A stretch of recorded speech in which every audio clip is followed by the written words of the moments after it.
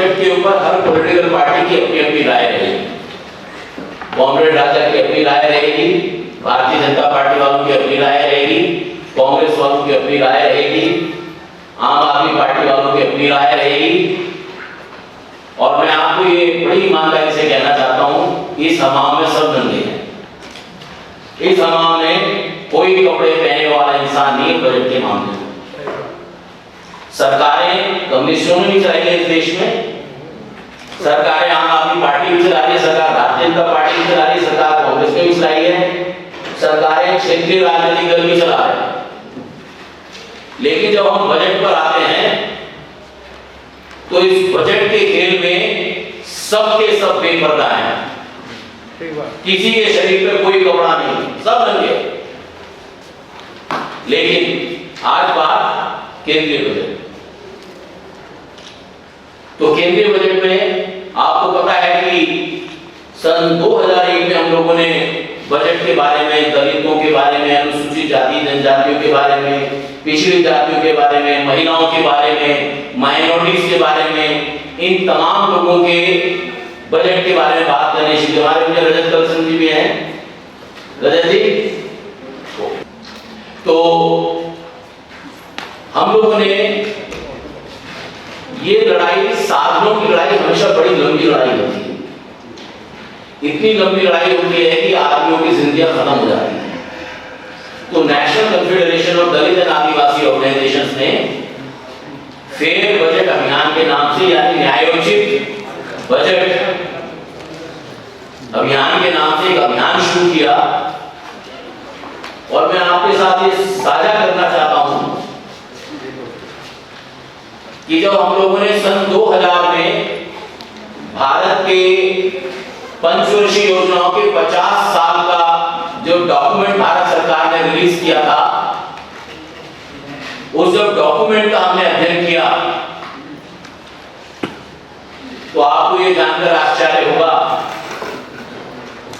50 साल के भारत के योजना के जो अनुभव थे वो ये बताते थे, किसी भी पंचवर्षीय योजना में, तब तक 9 पंचवर्षीय योजनाएं हो चुकी थी और 23 सालाना योजनाएं हो चुकी थी। किसी भी पंचवर्षीय योजना में किसी भी सरकार ने कल्याण, जनता के लिए जो पैसा खर्च किया जाता है, पीपल्स वेलफेयर, उसको पहले बैकवर्ड क्लास वेलफेयर कहा करते थे प्लानिंग कमीशन के दौर में, किसी भी पंचवर्षीय योजना में schedule caste, schedule tribe, minority, women, backward class and poor communities, तो पूरा देश हो गया। इस लोगों के विकास के लिए कभी भी किसी भी पंचवर्षीय योजना में 2% से ज्यादा रिसोर्स एलोकेट नहीं किए। ये तब है जब हमने ये अभियान शुरू किया, जब हमें लगा कि इतनी बड़ी आबादी को अगर सरकार 2% 100 रुपए में केवल 2 रुपए दे रही है, तो ये तो भारत की गरीबी को बरकरार रखने का पुख्ता तरीका है। इससे बढ़िया कोई तरीका नहीं हो सकता। फिर हम लोगों ने सरकारों को इकोनॉमिक पॉलिसीज के ऊपर, ज्यादातर जो दलित आदिवासी के ऑर्गेनाइजेशन हैं वो सामाजिक मसलों पे हल्ला मचाते थे। यहाँ मर गए, यहाँ कट गए, यहाँ गिर गए, यहाँ बलात्कार हो गया, यहाँ झोपड़ी जला दी, यहाँ घरों में आग लगा दी। मैं ये नहीं कह रहा कि ये इंपॉर्टेंट मुद्दे नहीं है, ये इंपॉर्टेंट मुद्दे हैं, लेकिन जो लोग रोज रोज आर्थिक नीतियों की वजह से गरीब हैं, बच्चों को स्कूल नहीं भेज सकते, अस्पताल में इलाज नहीं करा सकते, उनका क्या? तो तब national confederation of Dalit Adivasi organisation ने बजट पर सरकार के साथ इंगेज करना शुरू किया। और मुझे आज इस बात की खुशी है कि सालाना बजट में कहां तो 2% रिसोर्सेज 5 ईयर प्लान में मिलते थे, तब अटल बिहारी वाजपेयी जी की सरकार थी, तब तक ये होता था। यानी कि मैंने कहा इस हमाम में सब नंगे हैं। ऐसा नहीं है कि कोई एक रंग का है तो वो इसमें नंगा नहीं, वो भी है। लेकिन पिछले 20 साल के संघर्ष के बाद आज हम नैको आज फख्र के साथ कह सकता है कि हमारी लड़ाई ने धीरे धीरे रंग लाना शुरू किया है। और आपको जानकर आश्चर्य होगा इस बात का कि हमारे प्रयासों के चलते जो पहले प्री बजट मीटिंग केवल कॉर्पोरेट के साथ होती थी, ट्रेड यूनियन के साथ होती थी, किसानों के साथ होती थी, जिसमें किसी सोशल सेक्टर को बुलाया नहीं जाता था, 2011 में हम लोगों ने भारत के तत्कालीन वित्त मंत्री प्रणब मुखर्जी से मुलाकात की और उन पर दबाव बनाया और उन्होंने प्री बजट मीटिंग में सोशल सेक्टर के लोगों को बुलाना शुरू किया, जिसमें से नैगडोर पहला ऑर्गेनाइजेशन था जिसने उस मीटिंगों में बजट के साथ मीटिंग की। इस बार तो सब कुछ वर्चुअली था, जमीन पे तो कुछ था नहीं, जमीन पे तो कोरोना था। तो वर्चुअल मीटिंग में भी हमने अपनी बात रखी। तो जो बात 2% से कम पे शुरू हुई थी, मुझे इस बात की खुशी है कि इस बार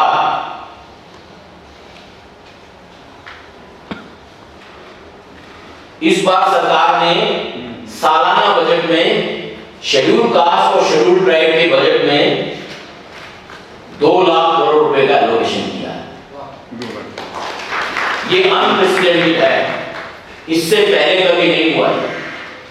मैं सरकार की सराहना नहीं कर रहा हूं, मैं एक फैक्ट रख रहा हूं कि इस बार शेड्यूल कास्ट को सरकार के कुल केंद्रीय बजट का 3.62% बजट मिला है, जो कि अभी तक होने वाले एलोकेशन में सबसे ज्यादा एलोकेशन है। ये हमें समझना है। तो हम भावनाओं में बहकर बात नहीं करते। नैगडोर is not a political party, हम कोई राजनीतिक दल नहीं है। हम आंकड़ों पे बात करेंगे, नीतियों पे बात करेंगे, नीतियों की नीयत पे भी बात करेंगे। ऐसा नहीं कि हम नीयत पे भी बात नहीं करेंगे, लेकिन आंकड़े तो बता रहे हैं कि सरकार ने शेड्यूल कास्ट के लिए 1,26,259 करोड़ रुपया इस बार एलोकेट किया। आदिवासी के लिए 79,971 करोड़ रुपया शायद उन्होंने, मैं आपको आंकड़े दिखाऊंगा, तो दिया है। तो मैं इस बात को इस नजरिए से देखता हूं कि 20 साल की लड़ाई में अब सरकार की नीतियों पर यह असर दिखाना शुरू हुआ है। और मैं आपको दिखाऊंगा, तो मैं जो है तो फेयर बजट अभियान का ये मैं मानता हूं एक हमारा सफलता का इंडिकेटर है कि सरकार ने अनुसूचित जाति, जनजाति, पिछड़ी जातियों की बात को देखते हुए एहसास हुआ कि रिसोर्स का एलोकेशन अगर इन लोगों को नहीं किया जाएगा तो ये लोग हमेशा ही कमजोर बने रहेंगे। कौन सी पॉलिटिकल पार्टी ऐसी जो दलितों का वोट नहीं चाहती? कौन सी पॉलिटिकल पार्टी ऐसी है जो आदिवासी को वोट नहीं चाहती है? लेकिन ये दलित और आदिवासियों को बात समझ में नहीं आती कि हम सरकार के साथ किन शर्तों पे बात करेंगे। ये हमें समझना है। हमारा काम तो राजनीति नहीं, इस प्लेटफॉर्म में हम लोग राजनीति की बात नहीं करते। सरकार के बजट का कहा, हम ये देखते हैं सरकारों को अच्छे अच्छे शब्द इस्तेमाल करने की बहुत आदत होती है। जब 2019 में सरकार दोबारा आई थी तो सरकार का पहला बजट था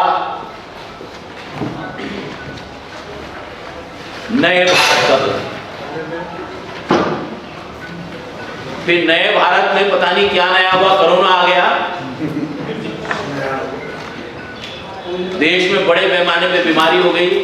फिर पिछले साल का जो बजट बनाया सरकार ने कहा नहीं, नए भारत से गुजारा नहीं होगा।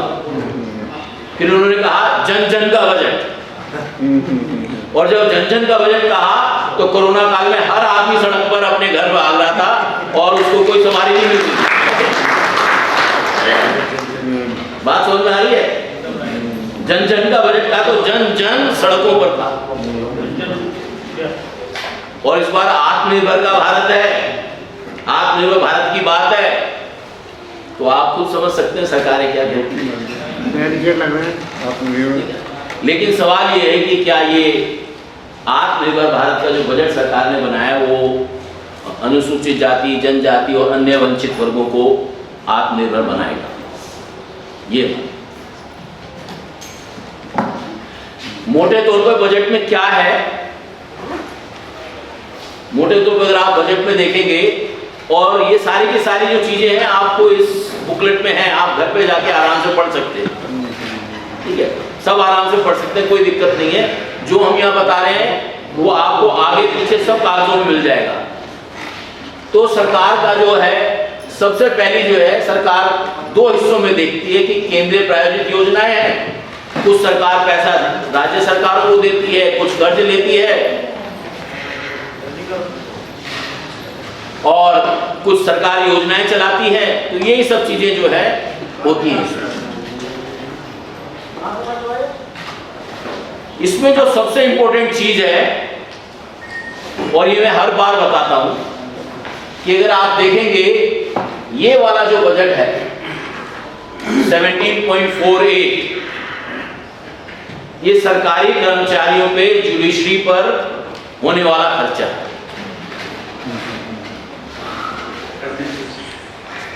एडमिनिस्ट्रेशन को होने वाला खर्चा है।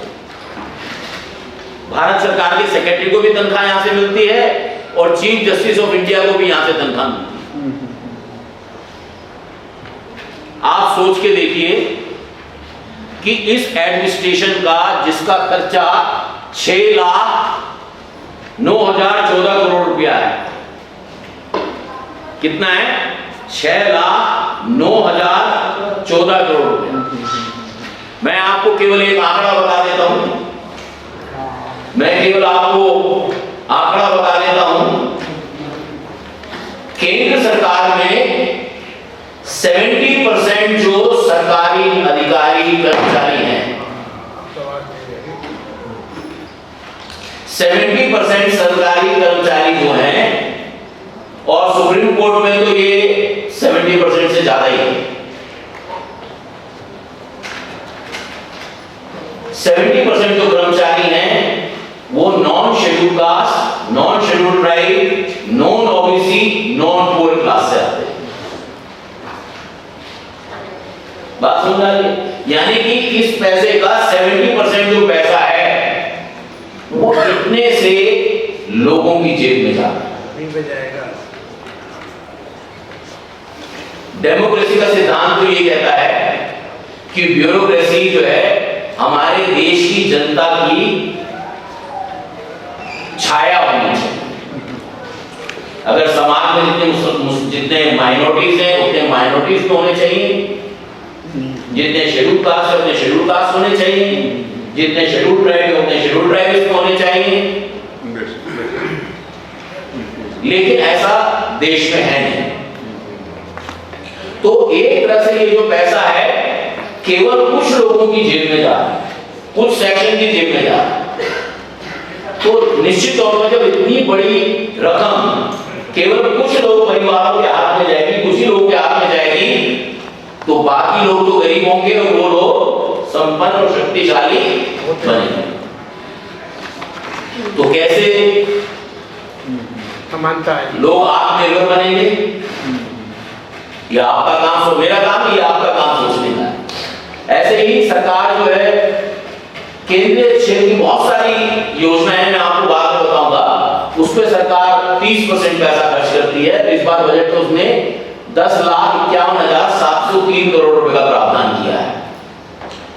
केंद्रीय क्षेत्र की कुछ दूसरे खर्चे होते हैं, कोई उस खर्चों में सरकार ने मोटे तौर आगे मैं आपको डिटेल में बताऊंगा इसको, उसमें सरकार 10,11,887 रुपए करोड़ खर्च करेगी। ये जो भी राशि की बात हो रही है ये लाख में बात नहीं हुई, करोड़ों में बात हुई। इसके आगे, इस रकम के आगे करोड़ लगा दीजिए बस, या करोड़, इतने करोड़ हो गए।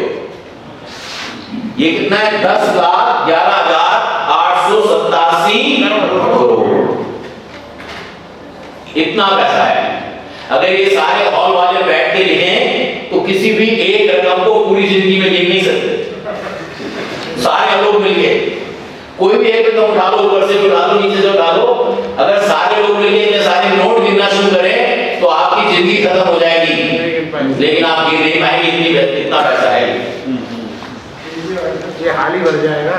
हाँ जी, नहीं हॉल तो मुझे लगता है कि पूरा पार्लियामेंट भी भर जाएगा।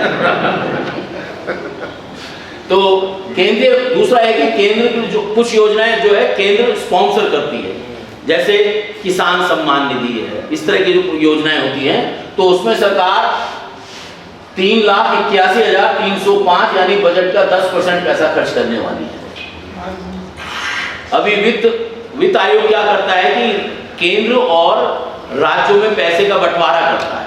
अभी 15वें वित्त आयोग की रिपोर्ट आई है, वो बताता है कि इतना पैसा राज्य को जाना चाहिए और इतना पैसा केंद्र पे रहना चाहिए। वो ये तो जो है, तो ये जो है वित्त आयोग के अनुदान 2,20,843 लगा लीजिए।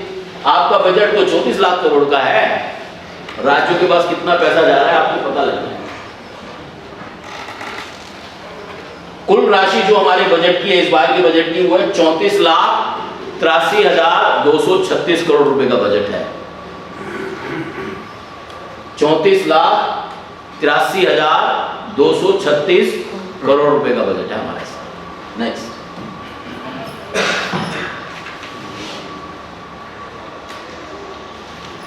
अब इसमें अगर आप देखेंगे किन किन मदों पे खर्च हो रहा है, मैंने कहा था आपको आगे डिटेल में बताऊंगा। पेंशन पर 1,89,328 करोड़ रुपया। अब आप लोग सब समझते हैं कि पेंशन किसको मिलेगी? जो सरकारी नौकरी में रहेगा। जिस समाज के लोग सरकारी नौकरी में है ही नहीं, ये पैसा उनकी जेब में जाएगा? इससे ज्यादा कुछ बताने की जरूरत है मुझे आपको? सबको बात समझ में आ गई? तो अगर आप सरकारी नौकरी में रहेंगे तब आपको ये पैसा मिलेगा, नहीं तो ये सरकारी नौकरों ने बड़ा अच्छा सिस्टम बनाया। सरकार का पैसा अपने घरों में भेजो। बजट ही वही बनाते हैं। किसी मजदूर को पेंशन मिलती है, किसी किसान को पेंशन मिलती है, लेकिन सरकारी कर्मचारी हो, शुक्र है उन्होंने अपने आप को यूएन जैसे अधिकारी नहीं बना लिए, नहीं तो 5 साल बाद ही उनको पेंशन मिल जाती, जैसे हमारे मेंबर ऑफ पार्लियामेंट को मिल जाती। रक्षा पे सरकार, एक बड़े नेता ने कहा कि सरकार ने डिफेंस का जिक्र नहीं किया इस बार। अरे भाई, जिक्र नहीं किया पर पैसा तो 3,47,088 करोड़ दे दिया। कितना है बजट? 10% बजट जो है देश के कुल बजट का 10% बजट जो है वो डिफेंस पे खर्च हो रहा है। फिर भी बॉर्डर पे हम मात खा रहे, तो हमें समझना है इस बात को। सरकार में ज्यादातर जो अखबार वाले हैं, मीडिया वाले हैं, मिडिल क्लास है, अपर मिडिल क्लास है। अभी मैं कास्ट की बात नहीं कर रहा हूं, क्लासेस की बात कर रहा हूं। जिनके पास पैसा है, एक बात का रोना रोते रहते हैं, ये सब्सिडी जा रही है, गरीबों को तो पैसा दे दिया उन्होंने। देख लो क्या हकीकत है। फर्टिलाइजर पर 79,530 करोड़ रुपए, ये किसानों की जेब में नहीं जाता पैसा। दलीप निम जी, ये पैसा खाद बनाने वाली कंपनियों के पास जाता है। दूसरा है खाद्य, 2,42,836 करोड़ रुपया कह रहे हैं खाने में सब्सिडी दे रहे हैं। इसकी भी और डिटेल देखेंगे 30,000 करोड़ रुपया सालाना तो अडानी जी ले जाते, क्योंकि वो जो उन्होंने बड़े बड़े साइलो वाले जो गोडाउन बनाए हैं, FCI के गोदाम खाली पड़े हैं और उनके गोदामों को 30,000 करोड़ रुपया दे रहे हैं। तो ये पैसा है। पेट्रोलियम में गैस, पेट्रोल और डीजल कितनी सब्सिडी बची है? 12,995 करोड़। कुल सब्सिडी जो अगर आप इसको देखेंगे तो 9.62% है। डिफेंस बजट से भी कम है सब्सिडी। डिफेंस का खर्चा 15-20 लाख 25 लाख लोगों पर होता है और हथियारों पर होता है, और ये जो सब्सिडी है ये 70-80 करोड़ लोगों पर खर्च होती है। ये समझ, अगर आप समझना चाहते हैं, फलक को समझना चाहते हैं तो ये समझिए आप। कृषि और संबंधित कार्यकलाप पर 1,48,301 करोड़, 4.6। अब बताइए देश में किसान कितने हैं? अंदाजा है ना, भारत में कम से कम 50% तो किसान होंगे। तो 4.26% बजट है उनका। वाणिज्य उद्योग में कितने लोग हैं?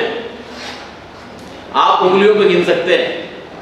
लाख होंगे, 2 लाख होंगे, 5 लाख होंगे। बिजनेस करने वाले, इंडस्ट्री चलाने वाले, उनके लिए 34,623 करोड़ रुपए वाणिज्य और व्यापार में जो खर्च होगा। नेक्स्ट, मेरे कई साथी जो नए आए हैं इस बार, वो थोड़े शॉक होंगे आंकड़े देख के। शिक्षा पे सरकार कितना पैसा खर्च कर रही है, अभी प्रेरणा बता रही थी। मैं बताना चाहता हूं कि ये भारत का जो बजट है, अमूमन हर साल हमारे देश की कुल GDP का 15-16% होता है। तो 6% अगर GDP का हो जाएगा तो हमारा बजट जो 35 लाख करोड़, करीब 35 लाख करोड़ का है, 6% का मतलब हो जाएगा कि वो बजट लाखों करोड़ों में जाएगा। लेकिन शिक्षा के लिए हमारा बजट कितना है? 93,224। शिक्षा कितने लोग ले रहे हैं? हर परिवार का कोई बच्चा शिक्षा ले रहा है ना, या लेना चाहिए? जो काम हर परिवार को प्रभावित करता है, जो काम हर परिवार को प्रभावित करता है, उसमें केवल हमको कितना पैसा, कितना दे रहे हैं? 2.68%। ये हमको समझना है कि सरकारें या सरकार में बैठी ब्यूरोक्रेसी का दिमाग लग कहां रहा है। क्या वो देश के लोगों के बारे में सोच रहे हैं? ये समझना है। मैं मानता हूं कि इस बार नहीं सोचा तो अगली बार सोच लेना। चलिए, इस बार नहीं सोचा, अगली बार सोच लेना। ऊर्जा पे, पावर वगैरह जो भी है ना, बिजली वगैरह सब पर जो खर्चा है, कितना 42,000। ऊर्जा भी हर व्यक्ति इस्तेमाल करता है, इंडस्ट्री भी इस्तेमाल करती है, किसान भी इस्तेमाल करता है, हम भी घरों में इस्तेमाल करते हैं। गैस इस्तेमाल करते हैं, लकड़ी इस्तेमाल करते हैं, कोयला इस्तेमाल करते हैं, पेट्रोल इस्तेमाल करते हैं, डीजल इस्तेमाल करते हैं, नैफ्ता इस्तेमाल करते हैं। उसका बजट इतना है। तो इसलिए अगर पेट्रोल और डीजल 100 रुपए से ऊपर चला जाए तो अपने को दोष ना देना, सरकार की नीतियों को दोष देना। अपने को दोष देने की जरूरत नहीं है, दोष सरकार की नीतियों को देना पड़ेगा। विदेश के जो मामला है उसमें 18,155 करोड़ रुपए जो एम्बेसीज हैं, उसमें जो मैन पावर है, सरकार जो उड़ती है जाती है, उन सब का खर्चा ये है। स्वास्थ्य पे खर्चा, स्वास्थ्य भी हर परिवार का इशू है, हर परिवार का इशू है। 2.1%, 2.14, 74,602 करोड़ रुपया। इसमें आयुष्मान भारत का भी खर्चा होगा, ऐसा नहीं होगा।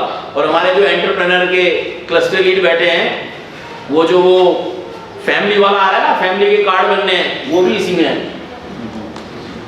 ग्रह, एक ट्रेंड अगर आप देखेंगे कि 82,000 से पिछले साल 82 था, अब 74 हो गया। लेकिन गृह विभाग का खर्चा अगर आप देखेंगे ना जिसमें पुलिस है, पैरामिलिट्री फोर्सेस हैं, इंटेलिजेंस है, ये सारे के सारे लोग इसमें आते हैं, उनका खर्चा कम नहीं हो रहा है, उनका खर्चा लगातार बढ़ रहा है। वो खर्चा है 1,13,000 करोड़ रुपया। ग्रामीण विकास पर भारत की 65% आबादी अभी भी ग्रामीण क्षेत्र में रहती है, वो ग्रामीण विकास पे खर्चा आपके सामने है, ठीक है। शहरी विकास, उसका खर्चा कम नहीं हुआ, सरकारें शहर वालों की है, और जो गांव से आता है वो भी शहर में आके रह जाता है। फिर जो कोई सांसद बनता है, कोई विधायक बनता है, फिर वो गांव में नहीं रहता, वो भी शहर में रह जाता है। नेक्स्ट, बात समझ में आ रही है मेरी? कुछ नेक्स्ट, सामाजिक कल्याण। सामाजिक कल्याण में क्या है? महिलाओं का काम है, बच्चों का काम है, अनुसूचित जाति है, जनजाति है, आदि पिछड़े वर्ग हैं, महिला हैं, ये सब सामाजिक कल्याण में आता है। सरकार कह रही है हमने दलितों के नाम से 1,26,259 करोड़ दिया है, लेकिन अगर आप ये देखेंगे तो पता लगेगा वहां रकम ज्यादा है, लेकिन असली पैसा यहां पर है सामाजिक कल्याण में। तो सरकार केवल जो है 1.39, तो वेलफेयर स्टेट जिसकी बात बाबा साहब डॉक्टर अम्बेडकर करते थे और मनमोहन सिंह जी से पहले की सरकारें करती थी, श्रीमती गांधी बात करती थी, पंडित जवाहरलाल नेहरू बात करते थे, या चौधरी चरण सिंह बात करते थे, वो वेलफेयर स्टेट तो खत्म हो गई। अगर वो वेलफेयर स्टेट होती तो ये बजट 1.39 की जगह कम से कम 11% होता। परिवहन पर 2,33,083 करोड़, क्योंकि हर आदमी जाता है आता है, सड़कें हैं, क्योंकि सड़क परिवहन का मतलब होगी ना, सड़क भी है उसमें, तो आज को सबसे ज्यादा पैसा तो गण खरीदी का महकमा ही करता है खर्च, सबसे ज्यादा खर्च तो वही करते हैं, तो इसलिए पैसा उसमें, उसका भी अपनी एक इकोनॉमी है। आईटी और दूरसंचार पर 1.52, बड़ी बड़ी मल्टी जो है आईटी की कंपनी है, वो बीएसएनएल हमारा नीचे चला जा चुका है। वो तो खत्म ही कर दिया। वैज्ञानिक विभाग में 0.88%, योजना सांख्यिकी में 0.07%। राज्यों को जो सरकार पैसा भेज रही है वो 2,93,302 करोड़ रुपया है। 34 लाख करोड़ के बजट में राज्यों को केवल 8.42% जा रहा है। और अभी कुछ दिनों पहले अरविंद केजरीवाल जी का रोना था कि हमें पैसा ही नहीं दिया सरकार ने, तो वो पैसा उनको संघ राज्यों के क्षेत्र से ज्यादा 53,026 करोड़ रुपया है, ये जो है संघ राज्यों को गया पैसा। अब पता नहीं कौन झूठ बोल रहा है, आंकड़े तो यही कह रहे हैं कि संघ राज्य हैं कितने, पौंडीचेरी है, चंडीगढ़ है, दिल्ली है, गोवा दमन दीव है, तो उनमें 53,000 करोड़ रुपया जा रहा है। एक जो बड़ी चीज की बात है, मार्के की बात है, सबसे बड़ा जो रकम है इस बजट में, वो 23% जो रकम है वो कर्ज का है, कर्ज का ब्याज है। ये जो है ब्याज है, सरकार कर्ज ले रही है। आप चाहे ना चाहें, आपके सिर के ऊपर कर्ज है, कर्ज का ब्याज देना पड़ रहा है आपको। अगर ये पैसा ब्याज में नहीं जाता था तो ये कहां जाता था? आपके कल्याण पे खर्च होता था, शिक्षा पे खर्च होता था। हमारी सरकारों की आदत बन गई है, बात तो हम आत्मनिर्भरता की कर रहे हैं, लेकिन हम घी जो है कर्ज लेके पी रहे हैं। पता है ना वो कहावत, कर्ज लेके घी पीना। नेक्स्ट, अब अनुसूचित जातियों और जनजातियों का क्या बजट है उसको भी देख लेते हैं। नेक्स्ट, कृषि एवं कृषक कल्याण का कुल बजट है 1,23,017 करोड़ का। उसमें शेड्यूल कास्ट को मिला है 16.52%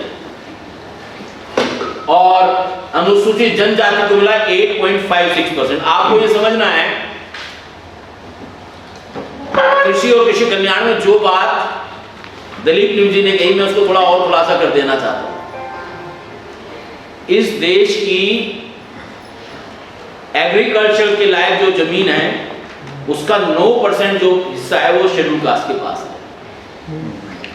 और कुल किसानों में छोटे छोटे किसानों में उनकी आबादी 12% है, लेकिन सरकार ले रही है उनसे 16%, हिस्साधिकारी उनका कितना 16%।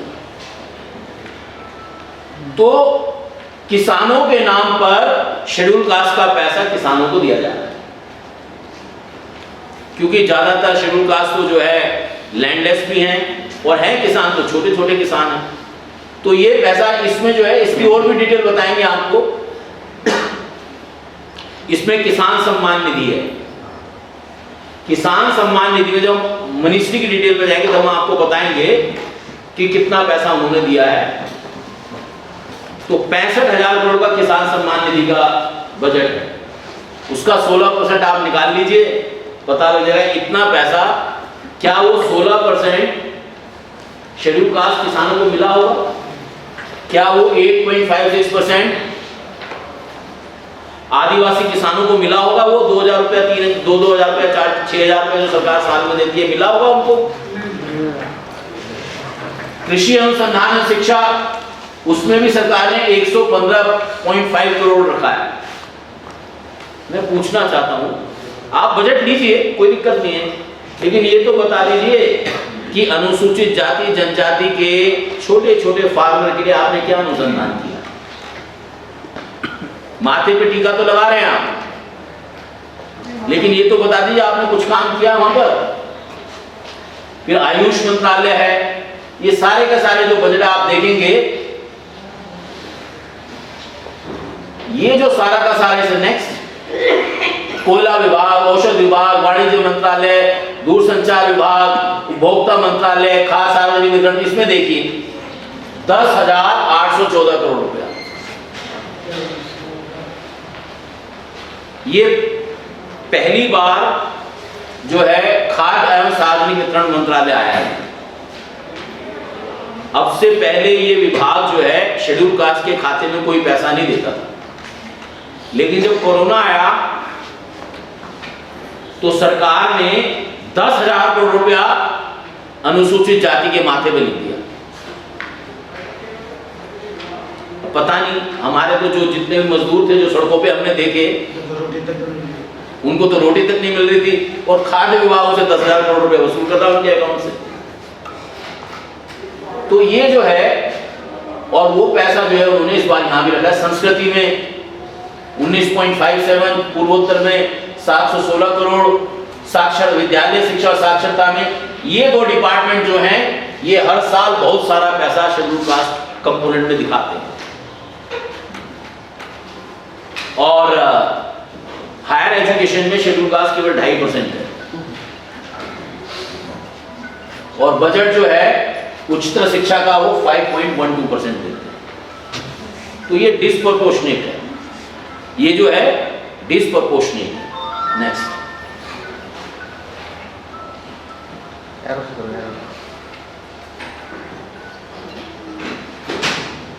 अब ये अनुसूचित विभागवार देख लीजिए, इलेक्ट्रॉनिक और सूचना, तो हर डिपार्टमेंट ने 38 मंत्रालय जो है जिन्होंने शेड्यूल कास्ट के लिए पैसा दिया है, 44 मंत्रालय ऐसे हैं जिन्होंने आदिवासियों के लिए दिया है।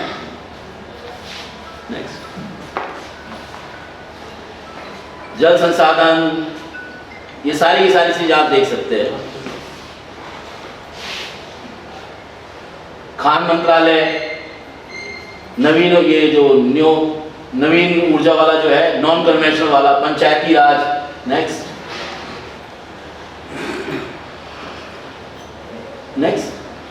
कपड़ा मंत्रालय, ये देखिए इस बार ये जो पिछले साल 2.74 था, मेरे साथी इसमें है ना, हम लोग जो है एक ऊपर वाली लाइन लगाना भूल गए हैं, 3.62% है इस बार का जो बजट है। इसलिए मैं कह रहा था सरकार की कम से कम एलोकेट करने की हिम्मत तो की उन्होंने, चाहे वो पैसा आपकी जेब में ना जाए, हमारी जेब में ना जाए, लेकिन जब सरकार एक बार एक लेवल पे पैसा एलोकेट कर देती है,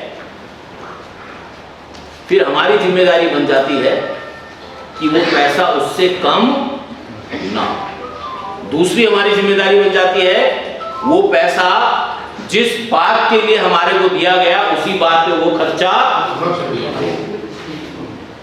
नेक्स्ट, अनुसूचित जनजाति का भी इस बार जो है 2.3% है, 1.76 से बढ़ गई, तो काफी पैसा उन्होंने इस बार एलोकेट किया है।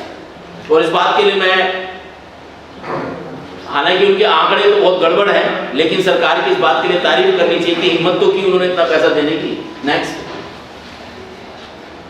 ये 10 जो टॉप मंत्रालय जिन्होंने शेड्यूल कास्ट का पैसा दिया है, तो अगर आप शेड्यूल कास्ट और शेड्यूल का पैसे का ध्यान रखना चाहते हैं तो इन मंत्रालयों पर निगाह रखिए। अगर आप ये देखेंगे, ये 10 मंत्रालयों का जो आवंटन है वो 90% है, टोटल बजट का 90% है। 100% तो टोटल बजट है ये 1,26,259.20 करोड़, ये टोटल एलोकेशन है शेड्यूल कास्ट का। आप देखो इसमें क्या है, 16% बजट कहां पर है, खाद्य और जन वितरण विभाग में, जो राशन वाला डिपार्टमेंट है। 16% कहां पर है, कृषि सहकारिता कृषक कल्याण विभाग में। ग्रामीण विकास में 15%, पेयजल में 10%, विद्यालय शिक्षा में 7.6%, स्वास्थ्य परिवार में 6.77, उर्वरक विभाग, सब में ऐसे पैसा है। ये जो ऊपर वाला टोटल है ये इसके बराबर नहीं होगा, क्योंकि इसमें बहुत सारे जो 28 मंत्रालय उनका हमने जिक्र नहीं किया है। तो 28 मंत्रालयों ने 10% पैसा दिया है। इसमें एक मजे की बात है, जो शेड्यूल कास्ट का मंत्रालय है उसका अपना बजट जो है वो 7,751.62 करोड़ है। उनके खुद के मंत्रालय से 3 गुना बजट दूसरे मंत्रालय दे रहे हैं। सवाल दिमाग में आना चाहिए, नहीं आना चाहिए? ठीक, आना चाहिए, नहीं आना चाहिए? क्यों जी नरेला वालों, आना चाहिए, नहीं आना चाहिए? नेक्स्ट, ये जो है अब जो सोशल जस्टिस डिपार्टमेंट है, क्योंकि मेरे साथी कह रहे हैं चाय तैयार है तो मैं थोड़ा जल्दी करूंगा इसको। तो केंद्र का व्यवस्थापन जो मिनिस्ट्री का जो खर्चा है वो ये है, शेड्यूल कास्ट कमीशन को 27 करोड़ रुपया है, राष्ट्रीय सेवाई कर्मचारी आयोग को 10 करोड़ रुपया है। नेक्स्ट, अनुसूचित जाति की छात्रवृत्ति के लिए 300 करोड़ रुपया है। जो नेशनल फेलोशिप है, जो कॉलेज में एमफिल एमए वालों के लिए होती है, वो फेलोशिप है। अनुसूचित जाति ओबीसी विद्यार्थियों को निःशुल्क कोचिंग के लिए 50 करोड़ है। टॉप क्लास एजुकेशन के लिए 70 करोड़ है। अनुसूचित जाति ओवरसीज छात्रवृत्ति के लिए 30 करोड़ है। अभी सरकार ने एक नया, पुरानी स्कीमों को खत्म करके एक नया चीज बना दिया है। काम का प्रसाद जी, जय भीम, आ गए। तो उस नई स्कीम का नाम सरकार ने रखा है श्रेयस। श्रेयस क्या है? Scholarship for higher education for young achievers scheme. बहुत सारे स्कीमों को मिलाकर उन्होंने श्रेयस कर दिया है, और उसमें 450, ये सारा का सारा जो टोटल है वो 450 करोड़ रुपया है। अब 450 करोड़ रुपया शेड्यूल कास्टों को स्कॉलरशिप की सबसे ज्यादा जरूरत होती है। हम भी पढ़े तो उस स्कॉलरशिप के मारे 30 रुपए की स्कॉलरशिप मिलती थी उस वक्त में, लेकिन वो बहुत बड़ी सहायता करती थी, क्योंकि पिताजी की तनख्वाह भी उतनी होती थी, तो उससे पढ़ गए। तो सरकार को ये समझना चाहिए कि सरकार अगर देश के बच्चों को पढ़ाना चाहती है तो उनको ज्यादा स्कॉलरशिप देनी चाहिए। वित्त मंत्री ने कहा है हम 35,000 करोड़ रुपया दे रहे हैं, पर ये आंकड़े बताते हैं, पता नहीं वित्त मंत्री जी ने 5 साल में देने की बात की है, इस साल तो उतने नहीं दिए जितने देने चाहिए। नेक्स्ट, टारगेट क्षेत्रों में जो जाति के हाई स्कूल के, वो जाति की स्पेलिंग गलत है, मेरी माफी, ठीक है। वो एक श्रेष्ठता करके उन्होंने स्कीम बनाई है, उसमें 20 करोड़ रुपया, ये इस बार का एलोकेशन है। ये आगे खाली तो पहले कभी एलोकेशन नहीं होते थे, ये पहली बार एलोकेशन हुए हैं। 200 करोड़ रुपया वंचित इकाई और समूहों की आर्थिक सहायता। प्रधानमंत्री दक्षता कुशलता संपन्न हितग्राही दक्ष योजना, मुझे वो मनमोहन सिंह जी के समय से बार बार याद आती है। ये प्रधानमंत्री को हर स्कीम में अपना नाम लगाने की जरूरत क्या है? भाई प्रधानमंत्री के ओहदे का तो सम्मान कर लो। प्रधानमंत्री 100 करोड़ रुपए में प्रधानमंत्री हमारे, अरे भाई प्रधानमंत्री घर से दे रहे हैं सर। कमाल है यार ऐसे बोलते। मतलब प्रधानमंत्री का अगर कोई नाम लगाए तो 10,000 करोड़ 20,000 करोड़ रुपया हो तो समझ में आती है। 100 करोड़ में प्रधानमंत्री जी का नाम लगा रहे हो। मैनुअल स्कैवेंजर के लिए 100 करोड़ जो वो देते रहे, 100 करोड़ रुपया ज्यादा बढ़ नहीं रहा है, उसी पे स्थायी रहा है। उन्होंने तय कर रखा कि मैनुअल स्कैवेंजर बना के रखने हैं, उनको उन्मूलन करना नहीं है। नेक्स्ट, डॉक्टर अंबेडकर फाउंडेशन, एक गांधी फाउंडेशन का पूछ, गांधी जी के जो उनका पूछ लो जरा उनसे, जवाहरलाल नेहरू जी का पूछ लो, और ये श्यामा प्रसाद मुखर्जी के फाउंडेशन का पूछ लो, दीनदयाल उपाध्याय के फाउंडेशन का पूछ लो, पता लग जाएगा इसकी हकीकत क्या। इतना क्यों भेदभाव करते हो यार? राष्ट्रीय अनुसूचित जाति व्यक्तियों के लिए 100 करोड़ रुपए, 100 करोड़ रुपए का वो कैपिटल फीस देते हैं, उसको लोन देता है, कर्ज देता है। आपको डिटेल देखें किताब में, आपको बहुत सारी डिटेल मिलेंगी इसके बारे में। राष्ट्रीय सफाई कर्मचारी वित्त विकास 50 करोड़ रुपया, कुल व्यय जो है इस पर है, जो अन्य केंद्रीय योजनाओं में व्यय वो 151 करोड़ रुपया। नेक्स्ट, अनुसूचित जाति ओबीसी के लिए वेंचर कैपिटल फंड, इस बार तो नहीं है, आगे कहीं है, यहाँ पे नहीं है, आगे कहीं है। इस मतलब कि वो उन्होंने हेडिंग बार बार चेंज करते रहते हैं ना, तो यहाँ से हटा के वहां डाल देते हैं, ऐसे करते रखते हैं। डॉक्टर अंबेडकर नेशनल मेमोरियल के लिए 0, ये यहाँ पे 0 लेकिन वो हाँ इसमें नहीं है। अंबेडकर इंटरनेशनल सेंटर के लिए 25 करोड़ रुपया दिया उन्होंने। कहीं इस वाले में 0 है, लेकिन इस स्कीम को शिफ्ट करके उन्होंने कहीं और पहुंचा दिया, तो वहां उन्होंने पैसा एलोकेट किया। ठीक है, अन्य केंद्रीय योजनाओं में कुल में 25 करोड़। वहाँ पे है ना, ज्यादातर रिसर्च करने विदेश में भेज रहे हैं, हमारे लोगों को पता ही नहीं है, क्योंकि 70 से लेकर 40 ऐसा कुछ वहाँ पे है रिसर्च सेंटर के माध्यम से। अभी भी बताऊंगा मैं। तो जो पोस्ट मैट्रिक स्कॉलरशिप जो है देखेंगे, उसमें जो है 750, वो कह रही थी ना कि हम 35,000 करोड़ रुपए देने वाले, वित्त मंत्री जी ने कहा था, काश उस 35 करोड़ को 5 से डिवाइड कर दो आप, तो कितना हो गया? 7,000 करोड़ हो गया। यहाँ तो 3,000 करोड़ है। शायद हो सकता है अगले साल वो 10,000 करोड़ रुपया दें, तो मुझे बड़ी खुशी होगी अगर वो 10,000 करोड़ रुपए दे देंगे अगली बार। तो ये जो है ये जो छात्रावास वाली स्कीम, ये सब पर इस बार कुछ नहीं दिया उन्होंने, क्योंकि प्रधानमंत्री की नई स्कीम बनाई है उन्होंने, अभ्युदय। ये अभ्युदय स्कीम में उन्होंने 1800 करोड़ रुपया दिया है। तो शायद इसको वो कह रहे हैं कि हमने रिवैम्प किया है, तो रिवैम्प करने के लिए कहा उन्होंने। नागरिक, ये जो SC/ST एक्ट में जो कंपनसेशन वगैरह जाता है उसके लिए असिस्टेंस है ये। आजीविका जो है अनुसूचित जाति विकास निगम का पैसा पहले आ गया। डॉक्टर अंबेडकर इंटरनेशनल सेंटर यहाँ आ गया, बच्चे मैं कह रहा था ना, वहाँ 0 कर दिया तो यहाँ पर आ गया। ठीक है, तो ऐसे ये जो है, तो कुल जो सरकार का तो कुल सरकार शेड्यूल कास्ट पर जो अम्ब्रेला योजना है उसमें 6562 करोड़ रुपए अच्छा।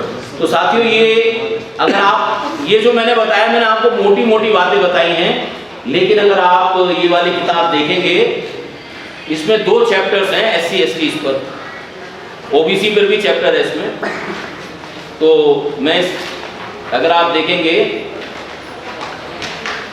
पहला है आत्मनिर्भर भारत का बजट और अनुसूचित जातियां, दूसरा बजट विश्लेषण अनुसूचित जनजाति के संबंध में, तीसरा बजट और पिछड़े समुदाय वर्ग, पांचवा मुस्लिम, गलत है ये, माइनॉरिटी होना चाहिए, माइनॉरिटी और बजट, छठा महिलाएं और बजट, सातवां युवा और बजट, और अभी लंच के मतलब कि टी ब्रेक के बाद राजेश जी को सुनेंगे, श्रम पूंजी के रिश्तों की पुरानी कहानी बताएंगे वो, जलवायु परिवर्तन न्याय के परिप्रेक्ष्य में बजट, और बजट का सार जो बजट में जो मैंने आपको दिखाया, वो बहुत सारी टेबलें हमने लास्ट में भी दे रखी हैं इसमें, तो आप देख सकते हैं। तो मैं अब आप सबको जो है